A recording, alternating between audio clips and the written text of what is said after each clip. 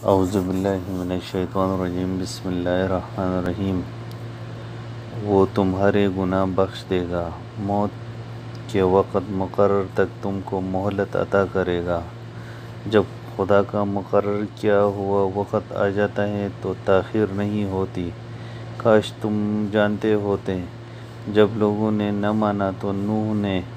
خدا سے عرض کی کہ پروردگار، میں اپنے قوم کو رات دن بلاتا رہا، لیکن میرے بلانے سے وہ اور زیادہ گریز کرتے رہے۔ جب جب میں نے ان کو بلایا کہ توبہ کریں وہ تو ان کو معاف فرمائے، تو انہوں نے اپنے کانوں میں انگلیاں دے ڈالی اور کپڑے اوڑھ لیے اور اڑ گئے اور اکھڑ بیٹھے۔ پھر میں ان کو کھلے طور پر بلاتا رہا اور ظاہر اور پوشیدہ ہر طرح سمجھاتا رہا، اور کہا کہ اپنے پروردگار سے معافی مانگو کہ وہ بڑا معاف کرنے والا ہے۔ وہ تم پر آسمان سے مینا برسائے گا اور مال اور بیٹوں سے تمہاری مدد فرمائے گا، اور تم کو باغ عطا کرے گا اور ان میں تمہارے لیے نہریں بہا دے گا۔ تم کو کیا ہوا ہے کہ تم خدا کی عظمت کا اعتقاد نہیں رکھتے، حالانکہ اس نے تم کو طرح طرح کی حالتوں میں پیدا کیا؟ کیا تم نے نہیں دیکھا کہ خدا نے 7 آسمان کیسے اوپر تلے بنائے، اور چاند کو ان میں زمین کا نور بنایا، اور سورج کو چراغ ٹھہرایا، اور خدا ہی نے تم کو زمین سے پیدا فرمایا، پھر اسی میں تمہیں لوٹا دے گا اور اسی سے تم کو نکال کھڑا کرے گا، اور خدا ہی نے زمین کو تمہارے لیے فرش بنایا تاکہ اس کے بڑے بڑے کشادہ راستوں میں چلو پھرو۔ اس کے بعد نوح نے عرض کی کہ میرے پروردگار، یہ لوگ میرے کہنے پر نہیں چلے اور ایسوں کی تابع ہوئے ہیں جن کو ان کے مال اور اولاد نے نقصان کے سوا کچھ فائدہ نہیں دیا، اور انہوں نے بڑے بڑے چالیں چلی اور کہنے لگی کہ اپنے معبودوں کو ہرگز نہ چھوڑنا، اور سواع اور یغوث اور یعوق اور نصر کو کبھی ترک نہ کرنا۔ پروردگار، انہوں نے بہت لوگوں کو گمراہ کر دیا ہے، تو ان کو اور گمراہ کر دے۔ آخر وہ اپنے گناہوں کے سبب پہلے غرقاب کر دی گئی، پھر آگ میں ڈال دی گئی، تو انہوں نے خدا کے سوا کسی کو اپنا مددگار نہ پایا۔ اور پھر نوح نے یہ دعا کی کہ میرے پروردگار، کسی کافر کو روئے زمین پر بستہ نہ رہنے دے۔ اگر تو ان کو رہنے دے گا تو تیرے بندوں کو گمراہ کریں گے، اور ان سے جو اولاد ہوگی وہ بھی بدکار اور ناشکر گزار ہوں گے۔ اے میرے پروردگار، مجھ کو اور میرے ماں باپ کو اور جو ایمان لا کر میرے گھر میں آئے اس کو اور تمام ایمان والے مردوں اور ایمان والے عورتوں کو معاف فرما، اور ظالم لوگوں کے لیے اور تباہی بڑھا۔ اور ہم نے اپنی تفسیر ابن کثیر میں تمام آیات کے متعلق گفتگو کی ہے، اور ان تمام آیات مذکورہ کا خلاصہ اور تشریح و مطلب آگے بیان کریں گے انشاءاللہ، اور اسی طرح ان کے متعلق احادیث اور بزرگوں کے اقوال کو بھی ذکر کریں گے۔ اور قرآن پاک میں مختلف مقامات پر نوح علیہ السلام کے مدح اور ان کے مخالفین کی مذمت بھی ذکر کی گئی ہے، جیسے کہ اللہ تعالیٰ نے فرمایا، ترجمہ: اے محمد صلی اللہ علیہ وسلم، ہم نے تمہارے طرف اسی طرح وحی بھیجے ہیں جس طرح نوح علیہ السلام کو ان سے پچھلے پیغمبروں کی طرف بھیجے تھے، اور ابراہیم علیہ السلام اور اسماعیل علیہ السلام اور اسحاق علیہ السلام اور یعقوب علیہ السلام، اولاد یعقوب علیہ السلام اور عیسیٰ علیہ السلام، اور ایوب علیہ السلام، یونس علیہ السلام اور ہارون علیہ السلام، سلیمان علیہ السلام کی طرف بھی ہم نے وحی بھیجی تھی، اور داؤد علیہ السلام کو ہم نے زبور بھی عنایت کی تھی، اور بہت سے پیغمبر ہیں کہ جن کے حالات ہم تم سے بیشتر بیان کر چکے ہیں، اور بہت سے پیغمبر ہیں جن کی حالات تم سے بیان نہیں کی، اور موسیٰ علیہ السلام سے تو خدا نے باتیں بھی کی، سب پیغمبروں کو خدا نے خوشخبری سنانے والے اور ڈرانے والے بنا کر بھیجا تھا تاکہ پیغمبروں کے آنے کے بعد لوگوں کو خدا پر الزام کا موقع نہ رہے، اور خدا غالب حکمت والا ہے۔ اور اللہ تعالیٰ نے فرقان حمید میں فرمایا ترجمہ: اور یہ ہماری دلیل تھی جو ہم نے ابراہیم علیہ السلام کو ان کی قوم کے مقابلے میں عطا کی تھی، ہم جس کے چاہتے ہیں درجے بلند کر دیتے ہیں، بے شک تمہارا پروردگار دانا اور خبردار ہے۔ اور ہم نے ان کو اسحاق علیہ السلام اور یعقوب علیہ السلام بخشے اور سب کو ہدایت دی، اور پہلے نوح کو بھی ہدایت دی تھی، اور ان کی اولاد میں سے داؤد و سلیمان اور ایوب اور یوسف اور موسیٰ اور ہارون علیہ السلام کو بھی، اور ہم نیک لوگوں کو ایسا ہی بدلہ دیا کرتے ہیں۔ اور زکریا علیہ السلام اور یحییٰ علیہ السلام، حضرت عیسیٰ علیہ السلام اور الیاس علیہ السلام کو بھی یہ سب نیکوکار تھے، اور اسماعیل علیہ السلام اور السی علیہ السلام اور یونس اور لوط علیہ السلام کو بھی، اور ان سب کو جہاں کے لوگوں پر فضیلت بخشی تھی، اور بعض کو تو ان کے باپ دادا اور اولاد اور بھائیوں میں سے بھی، اور ان کو برگزیدہ بھی کیا تھا اور سیدھا راستہ بھی دکھایا تھا، اور ان کا قصہ سورۃ اعراف میں بھی گزر چکا ہے۔ اور اللہ تعالیٰ سورۃ برات میں فرماتے ہیں ترجمہ: کیا ان کو ان لوگوں کے حالات کی خبر نہیں پہنچی جو ان سے پہلے تھے، یعنی نوح علیہ السلام اور عاد علیہ السلام اور سمود علیہ السلام کی قوم اور ابراہیم علیہ السلام کی قوم اور مدین والے اور الٹی ہوئی بستیوں والے؟ ان کے پاس پیغمبر نشانیاں لے کر آئے، اور خدا تو ایسا نہ تھا کہ ان پر ظلم کرتا، لیکن وہی اپنے آپ پر ظلم کرتے تھے۔ اور ان کا قصہ سورۃ یونس علیہ السلام اور ہود میں گزر چکا ہے۔ اور اللہ تعالیٰ نے سورۃ ابراہیم میں فرمایا ترجمہ: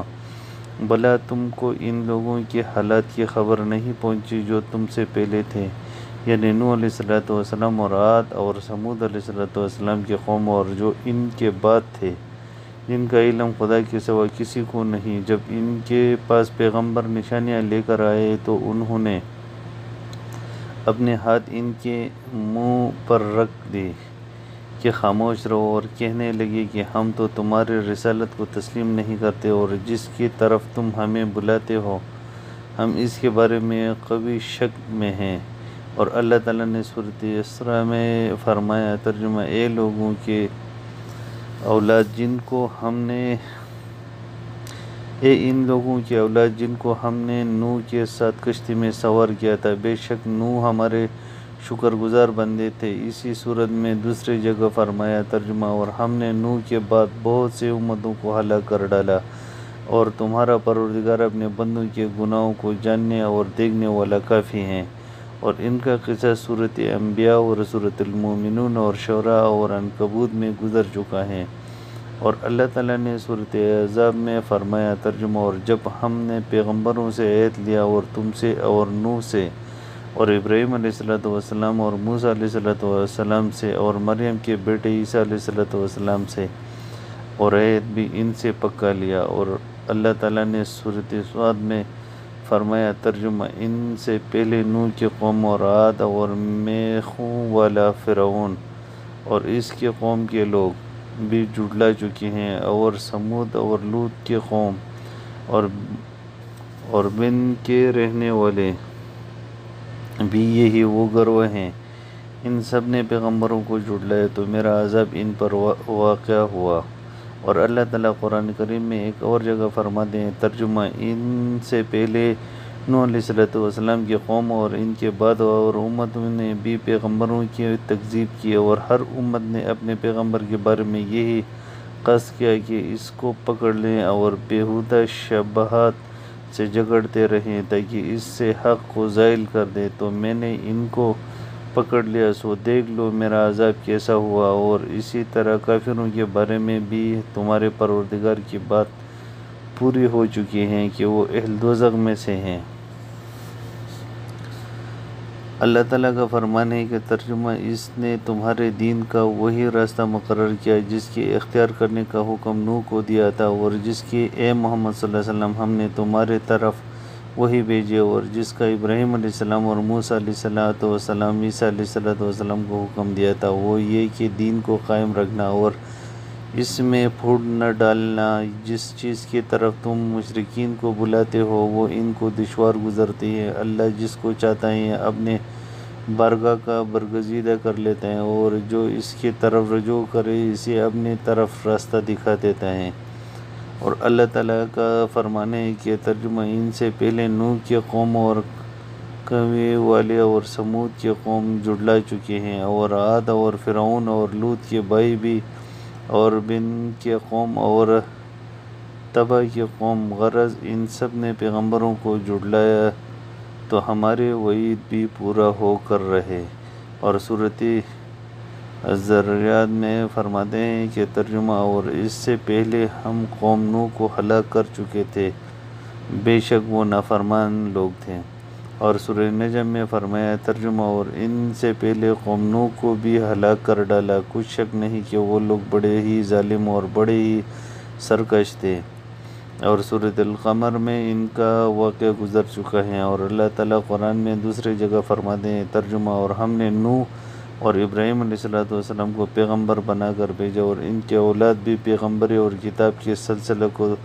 وقتاً فوقتاً جاری رکھا، تو بعض تو ان میں سے ہدایت پر ہیں اور اکثر ان میں سے خارج از اطاعت ہیں۔ اور سورہ تحریم میں فرماتے ہیں ترجمہ خدا نے کافروں کے لیے نوح کی بیوی اور لوط کی بیوی کی مثال بیان فرمایا ہے، دونوں ہمارے نیک بندوں کے گھر میں تھی اور دونوں نے ان کی خیانت کی، تو وہ خدا کے مقابلے میں ان عورتوں کے کچھ بھی کام نہ آئے، اور ان کو حکم دیا گیا کہ اور داخل ہونے والوں کے ساتھ تم بھی دوزخ میں داخل ہو جاؤ۔ حضرت نوح علیہ السلام اور ان کی قوم کا قصہ حال احوال قرآن و احادیث سے ماخوذ ہیں، اور یہ تو پہلے بیان کر چکے ہیں کہ آدم اور نوح علیہ السلام کے درمیان 10 زمانوں کا فاصلہ تھا، یعنی 10 پشتیں تھیں، اور سب اسلام پر تھے۔ بخاری رحمۃ اللہ علیہ نے اس کو روایت کیا ہے، اور قرن زمانے سے مراد گروہ ہیں یا مدت 100 سالہ۔ پھر ان 10 اسلامی زمانوں کے بعد ایسے اور لوگ پیدا ہو گئے کہ یہ آخری لوگ بت پرستی میں مشغول ہو گئے۔ اللہ تعالیٰ کا فرمان ہے اور وہ قوم نوح والے کہنے لگے اپنے معبودوں کو ہرگز نہ چھوڑنا، اور وہ سوا، یغوث، یعوق، نصر، ان تمام معبودوں میں سے کسی کو نہ چھوڑنا، اور در حقیقت یہ نام ان سے پہلے نیک لوگوں کے نام تھے۔ جب یہ دنیا سے چلے گئے تو شیطان نے ان کے دل میں وسوسہ ڈالا کہ ان کی یادگار کے طور پر ان کے مجلسوں میں جاؤ اور ان کے جیسے دوسرے ہم شکل بنا کر انہی کے نام سے رکھ لو، تو انہوں نے ایسا کر دیا لیکن عبادت نہ کی۔ پھر جب یہ لوگ بھی چلے گئے تو ان کے بعد والے آئے اور علم بھی اٹھ چکا تھا، تو پھر یہ اپنے آباء و اجداد کے یادگاروں کو پوجنے لگے۔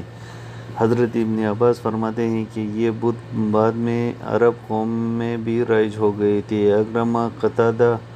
ضحاک، محمد بن اسحاق کا یہ قول ہے۔ ابن جریر اپنے تفسیر میں محمد بن قیس سے مروی ذکر کرتے ہیں حضرت آدم علیہ السلام کے درمیان سب اقوال صالح اور مسلمان گزرے، اور ان کے پیروکار بھی ان کی اتباع کرنے والے تھے۔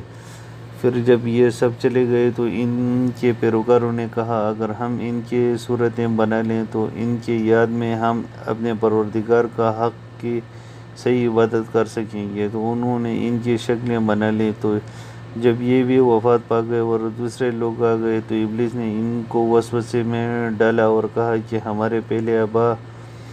جنہوں نے ان کو بنایا وہ بھی انہی کی عبادت کرتے تھے اور انہی سے بارش اور دوسری چیزیں طلب کرتے تھے، لہٰذا سب ان کی عبادت میں لگ گئے۔ ابن ابی حاتم حضرت عروہ بن زبیر سے روایت کرتے ہیں کہ اللہ کے فرمان میں ان کے معبودوں کے جو نام ہیں وہ ووت، یغوث، یعوق، سوا، نصر، یہ سب حضرت آدم کی اولاد ہیں، اور ان سب میں سے بڑا اور نیک صالح ہود تھا۔ جاری ہیں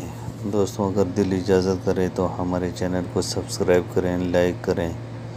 اور کمنٹ سیکشن میں اپنے خیالات کا اظہار ہمارے ساتھ ضرور شریک کریں۔ شکریہ، جزاک اللہ خیر۔